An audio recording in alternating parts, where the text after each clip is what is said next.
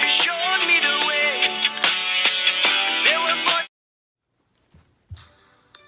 Upon his inauguration in 1969, Nixon inherited a recession. If you don't know who Nixon is, I'll pull a picture right here. From Lyndon Johnson, who had simultaneously spent generously on the Great Society and on the Vietnam War.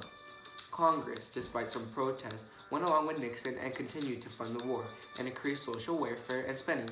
And in 1972, for example, both Congress and Nixon agreed to the big expansion of Social Security just in time for the election.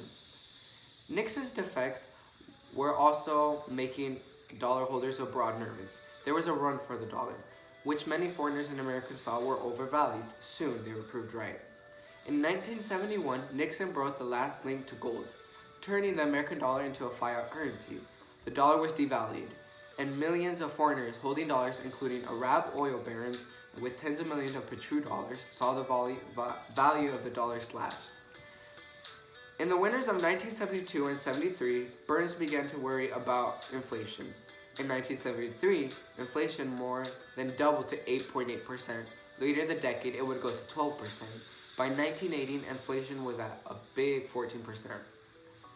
In the meantime, the U.S. would endure jobless numbers that exceeded 10%. Millions of Americans were angry by the late 1970s and early 1980s. The 1973-75 recession, or the 1970s recession, was a period of economic stagnation in much of the Western World War during the 1970s. Putting an end to the overall post-World War II economic expansion, it differed from many previous recessions by being a stagflation where high unemployment and high inflation existed simultaneously. Among one of the causes were the 1973 oil crisis and the fall of Bretton Woods-Nixon's shock. The emergence of newly industrialized countries increased. Competition in the metal industry triggered the steel crisis, where industrial core areas in North America and in Europe were forced to restructure. The 1973-74 stock market crash made the recession evident. The major influence of the experience of the 1974 recession came in the form of the concept of stagflation, that is, inflation during a period of recession. The Federal Reserve, as a result, adjusted its to mandate in believing that the inflation-unemployment trade-off was much higher than previously thought, established a 6% target as full unemployment. Thus, unemployment had not reached a peak of 9%. In May of 1975, did not dip below 6% until June 1978. The pre-1974 recession level of 4.6% unemployment was not reached again until November 1997. Now, to put this all in perspective, let's go to oil. The oil embargo of 73 and 74 which pushed prices of petroleum for $15 to $45 a barrel, almost overnight, certainly contributed to inflationary measures during this period, taking a larger share of incomes. At times of falling consumer spending, the price of petroleum products continued to rise, with some momentarily leveling throughout the decade, reaching a peak of $73 a barrel. There were a lot of trouble going on in the streets that involved gangs and drugs. These were popular issues increasing in the United States. A lot of gangs were causing troubles in the community, the authorities, and with other gang members. Since a lot of gang members from other countries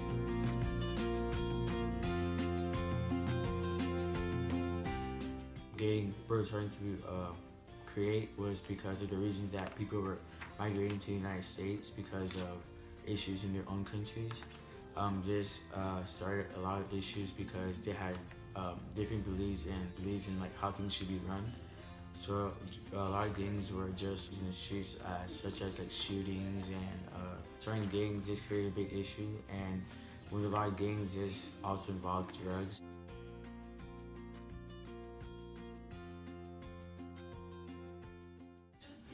This was an issue because even teenagers were doing drugs in high schools. For example, and 48% of Americans told Gallup that drugs was a serious problem in their community, which doubled up later on in the years. A lot of teenagers said that they admitted to taking marijuana and other type of drugs, and drugs was a big influence that did damage to like their brains and caused them to want to join gang members. So gangs were increasing in the 1970s, but There was a law passed in the 1970s about the drug usage, and Congress enacted the Controlled Substance Act.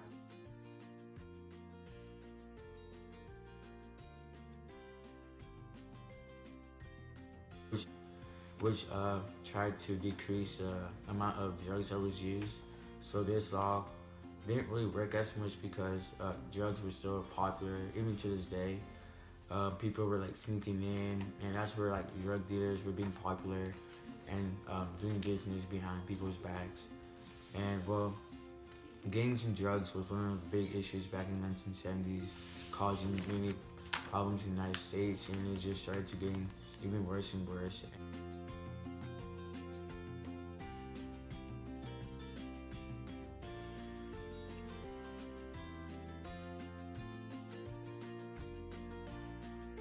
During the 1970s, a lot of classic TV shows and movies came out. Scooby-Doo, Where Are You? 1969 through 1970. Scooby-Doo follows 4 teenagers named Velma, Daphne, Fred, Shaggy, and their talking Great Dane Scooby-Doo as they go around solving mysteries in their blue and green van called the Mystery Shack. The Brady Bunch, 1969 through 1974. The Brady Bunch is about divorced Michael Brady remarrying divorced Carol Ann Martin. His 3 boys join her 3 girls for a total of 6 children. Along with her dog named Tiger and a housekeeper named Alice Nelson, they go on adventures together. They also go through struggles that any family does. The Muppet Show, 1976 through 1981. The Muppet Show is a comedy television show that follows Kermit the Frog as he attempts to run a variety show in the Muppet Theater. Jaws, 1975. Jaws follows Mayor Larry Vaughn, ichthyologist Matt Hooper, and ship Captain Quint to help capture a shark who killed a young woman who was skinny dipping on the coast of a tourist town. Rocky, 1976. Rocky is about a small-time boxer named Rocky Balboa who is chosen to take on the reigning world heavyweight champion Apollo Creed because his original opponent got injured. Star Wars, 1977. Star Wars is about the Imperial forces who are under order from Darth Vader, holding Princess Leia hostage in an attempt to end the rebellion against the Galactic Empire. Luke Skywalker, Han Solo, R2-D2, and C-3PO work together to rescue the princess and restore freedom and justice in their galaxy. Incredible Hulk, 1977 through 1982. The Incredible Hulk is about scientist Bruce Banner looking for a cure for the gamma radiation that contaminated his cells, turning him into the Hulk. Grease, 1978. Grease is a musical that follows the friendship and adventures of high school students back in the 50s. Even though it's about the 50s, it came out in 1978. That 70s Show.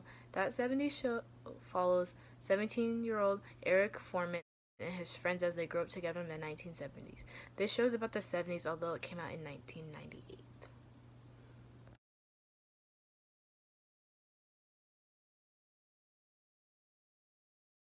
The French designer and the American designer Huston both observed and embraced the changes that were happening in the society, especially the huge growth of women's rights and the youth counterculture. They successfully adapted their design aesthetics to accommodate the changes that the market was aiming for. The top fashion models in the 1970s were Lauren Huddy, Beverly Johnson, Gia Karanji, Doreen Stixon,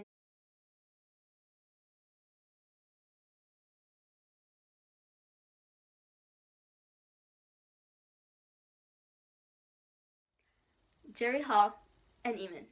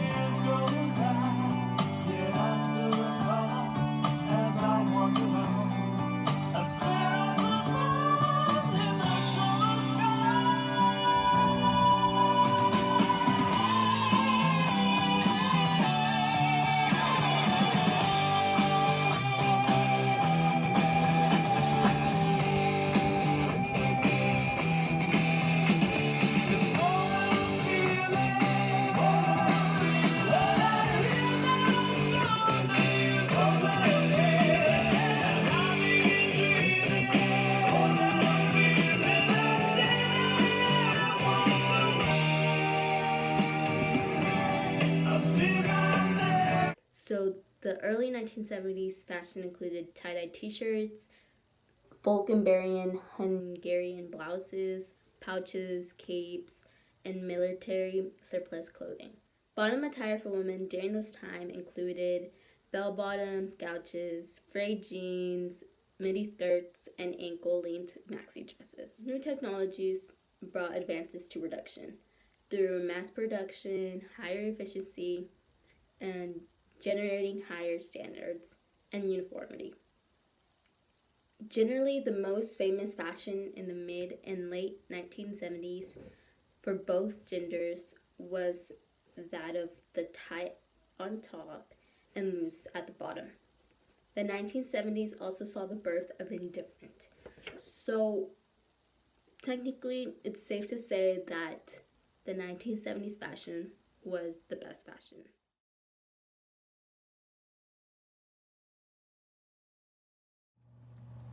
Many people believe the 70s were the best decade in terms of music.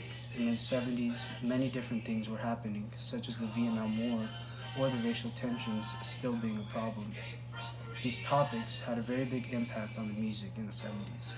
Even drugs had an important impact on the music during the decade. Songs that talked or expressed their feelings about these events and topics were included in many different genres of music. All artists had an opinion on these particular subjects. Aside from disco, funk, smooth jazz, jazz fusion, and soul remained popular throughout the decade.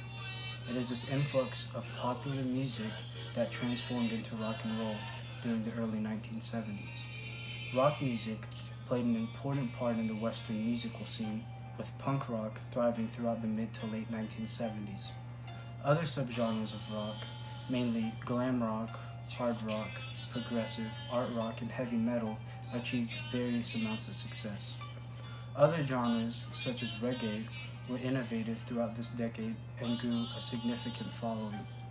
Hip-hop emerged during this decade, but was slow to start and did not become significant until the late 1980s.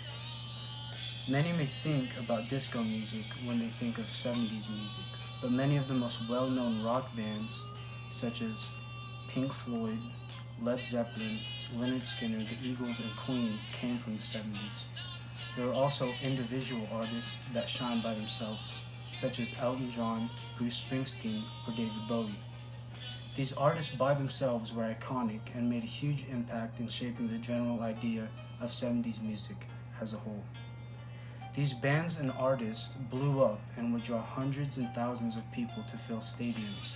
For example, the Isle of Wight festival that took place August 26th to the 31st, 1970. This festival had up to 600 to 700,000 people at it. There was also the rise of R&B, soul, that influenced the 70s. In the 1970s, African Americans shifted away from genres like rock and blues, which had originally been invented and dominated by black musicians.